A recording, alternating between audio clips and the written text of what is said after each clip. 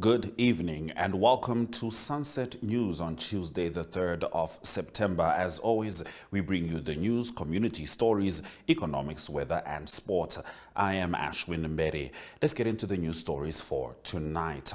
The Ministry of Health has been given the green light to procure medical supplies worth 1.4 billion Namibian dollars directly after being forced to request exemption from the Treasury following a standstill of tender procedures embroidered in court procedures.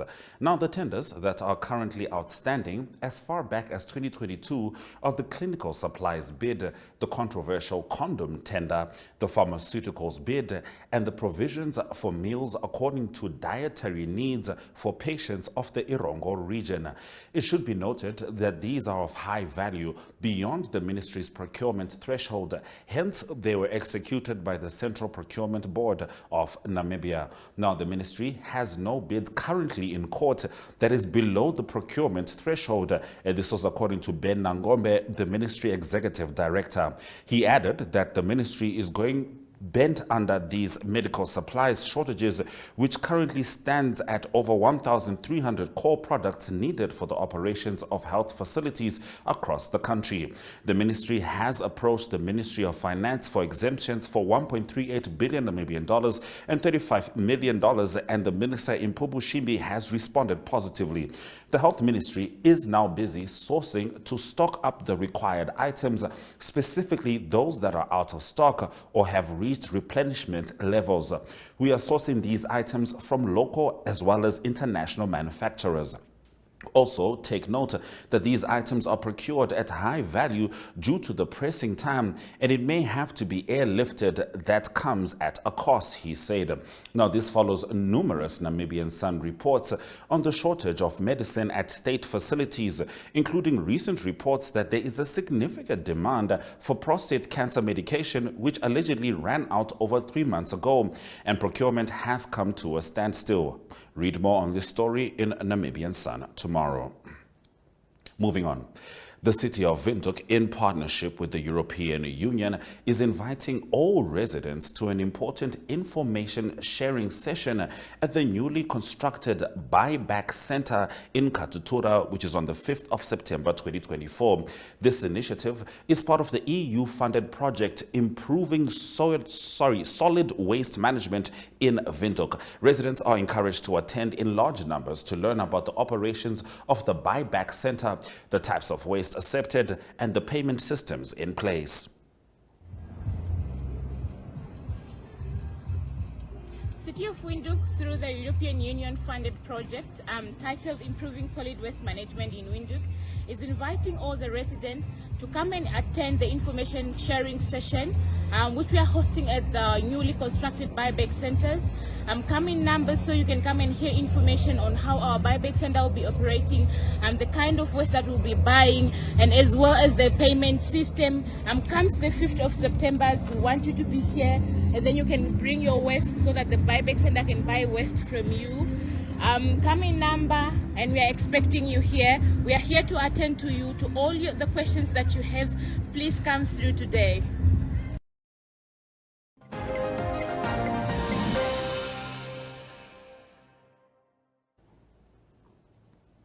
The process of developing the Mamuno and Trans-Kalahari border posts into a one-stop border post, as agreed by the governments of Botswana and Namibia, is nearing completion. Ankwete Honda, the Marketing and Communications Officer for the Trans-Kalahari Corridor Secretariat, announced that a trial run for the Mamuno Trans-Kalahari OSBP commenced on 2 September.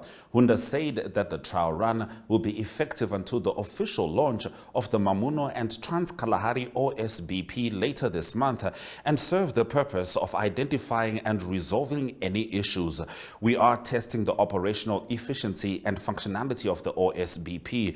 This will include assessing the effectiveness of the new processes and systems designed to facilitate smoother travel. Stakeholders are therefore informed that the itemization of transit declarations has taken effect on 2 September 2024. We commit to seamless movement movement of goods and people on the TKC. The executive director of the Trans-Kalahari Corridor Secretariat, Leslie Mpofu, acknowledged that statistics showed that the trial run was moving very well. The trial run started at 6 a.m. and we did have some challenges on the Namibian side. They started at 8 a.m. We anticipated having some teething issues, which we are resolving. Hunda explained that during the OSBP trial run, processed travelers to Botswana will bypass the Namibian OSBP facility and only stop at the Botswana facility.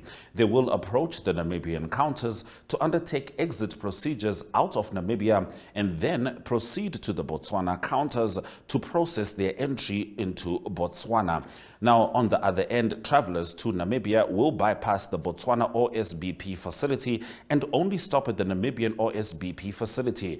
They will approach the Botswana counters to undertake exit procedures out of Botswana and proceed to the Namibian counters to process their entry into Namibia. The second Indonesia-Africa Forum, organized by the Indonesian government, officially opened on Monday in Bali, Indonesia's renowned resort island. The forum, running from Sunday to Tuesday, has brought together over 1,400 delegates, including 7 heads of state from Asia and Africa, along with ministers, entrepreneurs, and scholars from various countries. Themed Bandung Spirit for Africa's Agenda 2063, the forum aims to enhance partnerships between Indonesia and African nations in critical areas of energy, food security, health, and minerals.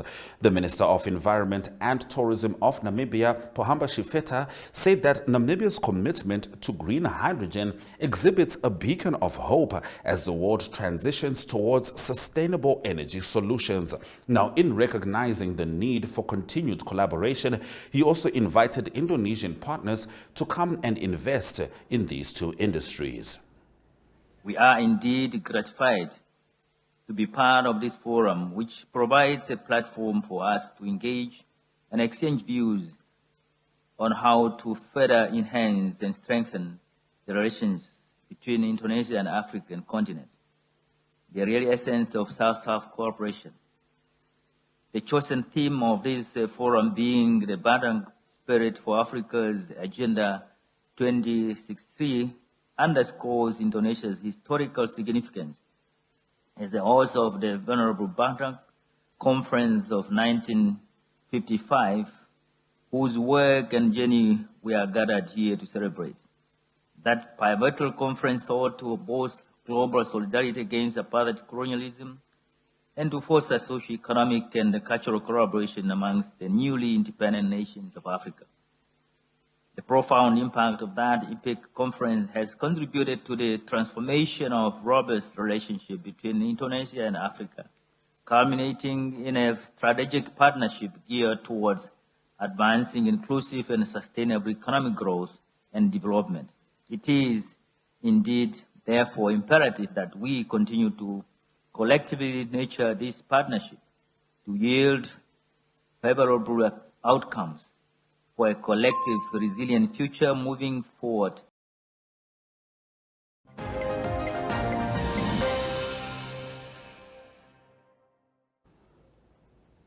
In our story of the day, we zone in on the inaugural edition of the Global African Hydrogen Summit taking place in Windhoek. Stay with Sunset News. Welcome to Namibia, where adventure meets tranquility. With Enjoy, you have access to a wide range of accommodations to suit every traveler's taste and budget. Experience the finest dining and hospitality Namibia has to offer. Booking your dream accommodation is just a few clicks away with Enjoy. Join thousands of happy travelers who have trusted Enjoy for their Namibian getaway. Your gateway to unforgettable Namibian adventures.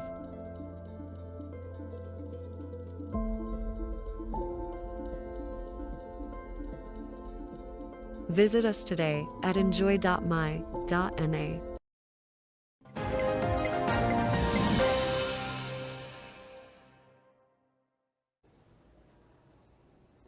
The inaugural edition of the Global African Hydrogen Summit, taking place in Windhoek, Namibia, kicked off today and will conclude on the 5th of September 2024.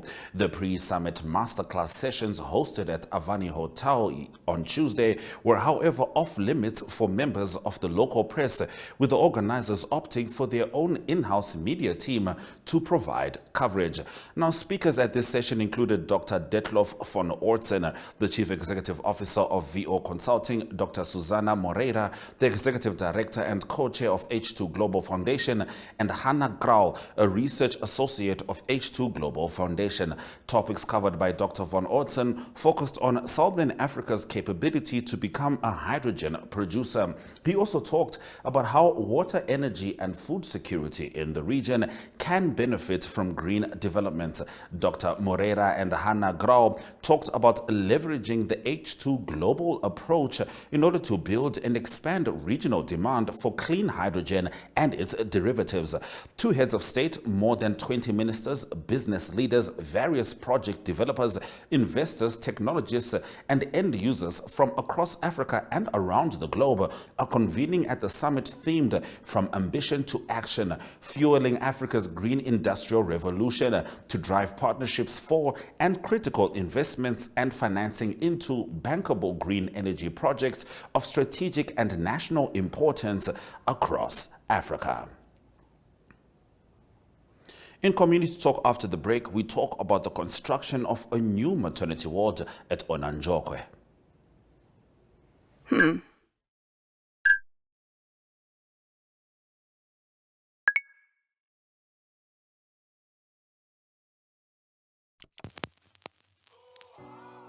eTicket, your online ticket solution for events and event marketing, bringing you ease of mind and making sure that your event gets out there.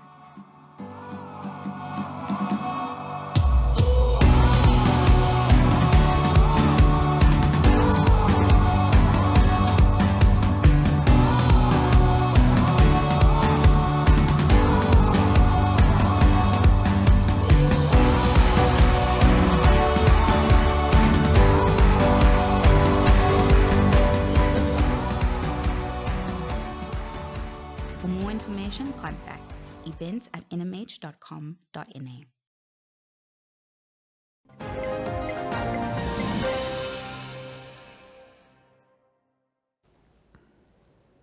Let's get into community talk.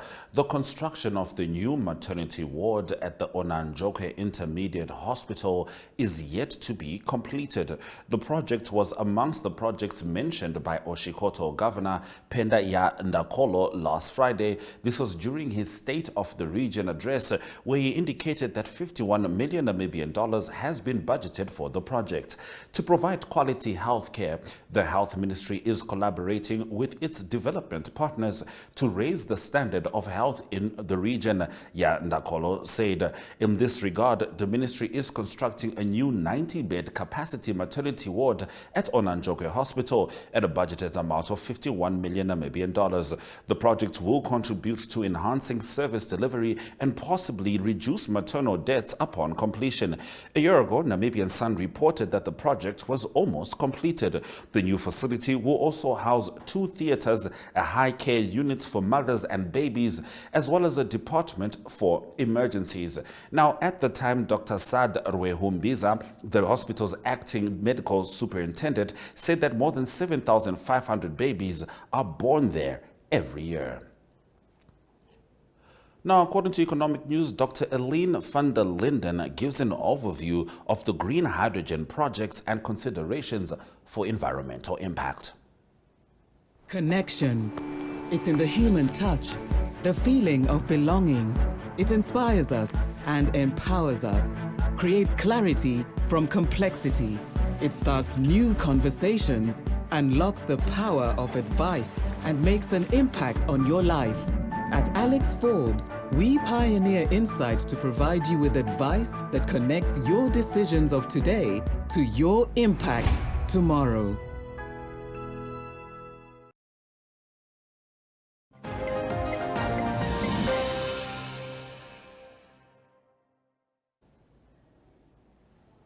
Dr. Aline van der Linden gives an overview of the green hydrogen projects and considerations for environmental impact and assessment policies. Jemima Beerkus reports.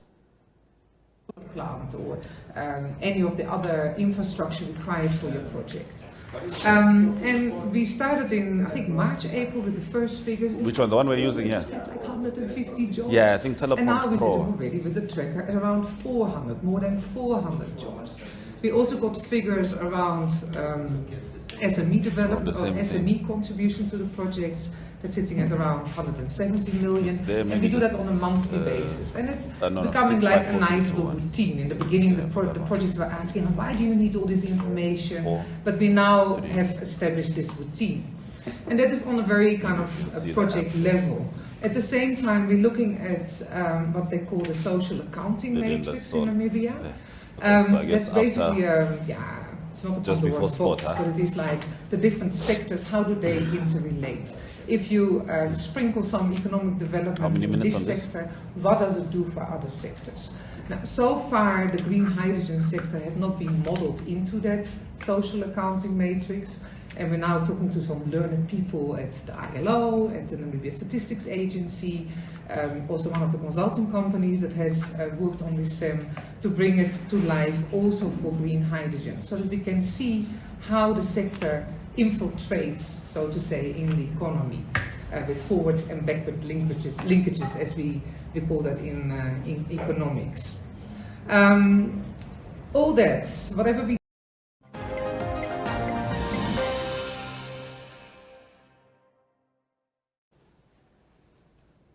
Let's head into the economic indicators.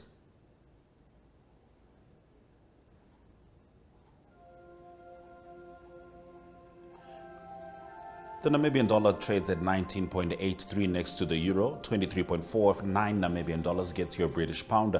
For $1 that's 17.96 Namibian dollars. For one Chinese yuan, that's 2.52 Namibian dollars. Looking at commodities, all commodities are in the red. Gold currently trading at $2,475.80 US dollars an ounce.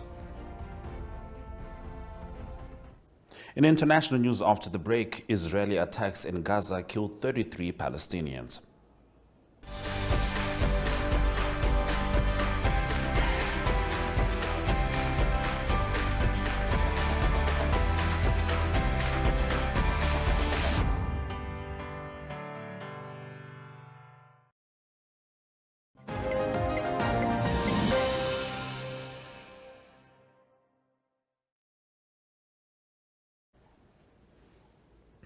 Getting into international news, Israeli forces killed 33 Palestinians across Gaza in the past 24 hours as they battled Hamas-led militants, Palestinian officials said today. But brief pauses in fighting allowed medics to conduct a third day of polio vaccinations for children. Now, among those killed were 4 women in the southern city of Rafah and 8 people near a hospital in Gaza City in the north, Palestinian Civil Emergency Service said.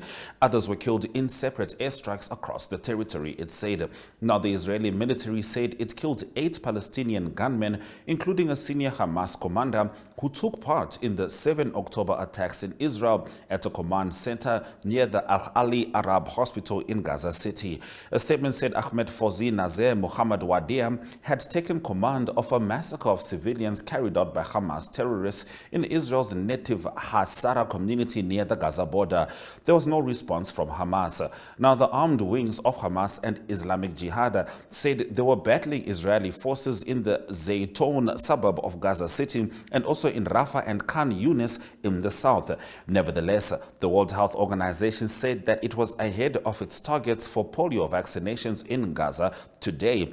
3 of a mass campaign and had inoculated about a quarter of children under 10. Now, the campaign, which was hastened by the discovery of the first polio case in a Gazan baby last month, relies on daily 8-hour pauses in fighting between Israel and Hamas militants in specific areas of the besieged enclave. Stay with Sunset News as we swing over to the weather predictions. It is sunny across the board, 11 degrees Celsius minimum expected in the capital Windhoek as well as Hobabis, and much hotter in Nenana, Oshakati and Roakana. Still sunny across the board, albeit Ariamsvlei a little hotter, just as hot as the aforementioned towns. Keetmanshoop expecting a 16 degrees Celsius minimum.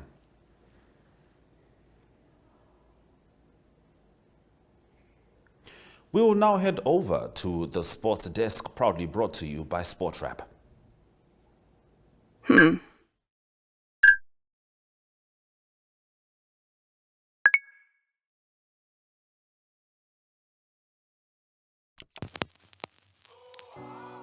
eTicket, your online ticket solution for events and event marketing, bringing you ease of mind and making sure that your event gets out there.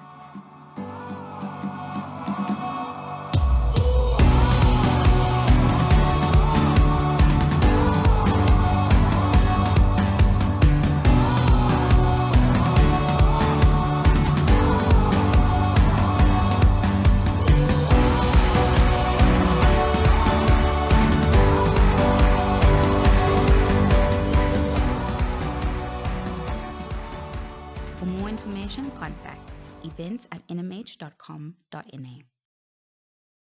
Welcome to Namibia, where adventure meets tranquility. With Enjoy, you have access to a wide range of accommodations to suit every traveler's taste and budget. Experience the finest dining and hospitality Namibia has to offer. Booking your dream accommodation is just a few clicks away with Enjoy. Join thousands of happy travelers who have trusted Enjoy for their Namibian getaway. Your gateway to unforgettable Namibian adventures.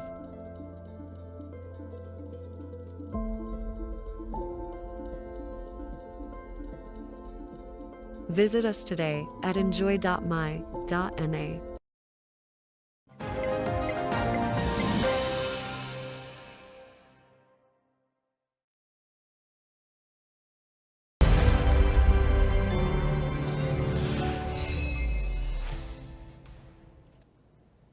Good evening and welcome, that is, to the Sunset News Sports section courtesy of SportRap. I'm Jesse Jackson Kauraitha and will be your host for tonight. Commerce Nampo FC coach Fortune Ehab is optimistic his team will remain competitive when the 2024-25 football season begins. The Police Club managed a third-place finish in their debut season of the Debmarine Namibia Premiership. After gaining promotion, the team made a few key signings such as Brave Warriors right wing Absalom Imbodi from Tigers that boosted their performance and ambition to become a formidable team in the league. One of their star performers was Rivaldo Prince, the 21-year-old winger who finished as the league's joint top goal scorer and has since been picked up by Marumo Gallants in South Africa's DStv Premiership on a 2-year deal. Attacking midfielder wing Ben Namib, that is 24 years old, was also among the players gaining recognition and Brave Warriors selection and game time in the COSAFA Cup, along with club mates George Franz and goalkeeper Erasmus Akenge. The first event of the Namibia Gymnastics Federation's second national qualifying event for women and men's artistic gymnastics, abbreviated VAG or MAG by insiders, concluded on Friday at the Crete Gymnastic Club at Marua Mall. The event's results were crucial for gymnasts in various categories, including the International Development Program Level 10 High Performance, 3 Junior Olympic and Senior Olympic levels, as it determined their eligibility for the upcoming national competition in October. Among the participants in the female section, Jane Strauss competed in level 7 scoring 6.6, while Ngai Handura, also in level 7, scored 6.5. Mila Bernard, competing at the high performance 3, achieved a score of 8.3, while Ariana Silva Mutli in the International Development Program scored 9.1. Sershani Andrew, competing at the Junior Olympic level, and a score of 6.9, while Ala Thornburn, representing the Senior Olympic level, scored 4.8. The men's artistic gymnastics in the male selection Emmanuel Cooper, an all-rounder senior Olympic level gymnast, scored 8.1. James Milner Sindano, a specialist senior Olympic level gymnast, secured the highest score of the event that is a 10.4. That brings us to the end of tonight's sports section. Good evening.